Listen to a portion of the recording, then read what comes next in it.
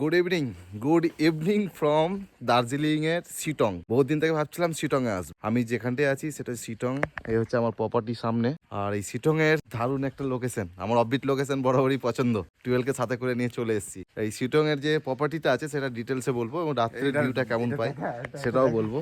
এই জাস্ট দেখো, টুয়েলভ কে দেখো, শিটং এই যে প্রপার্টি, সেই প্রপার্টির একটা লাভ সাইন দিয়ে ইয়ে করা আছে, দারুণ দেখাচ্ছে। বসার একটা দারুণ দোলনা দেওয়া হয়েছে এখানটায়।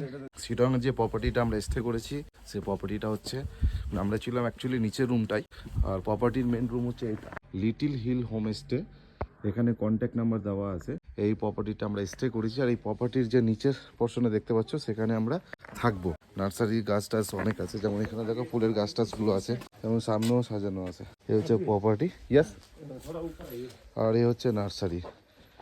সো প্রপার্টির পরের পার্টটাও তোমাদের দেখাবো যে এই প্রপার্টিতে আর কি কি আছে এবং কি করে আসবে সেটাও একটা ছোট্ট ভিডিওতে বলবো। ছাদে চলে গেলাম এবং ছাদ থেকে নিচে যে প্রপার্টির ভিউটা জাস্ট দেখো একবার।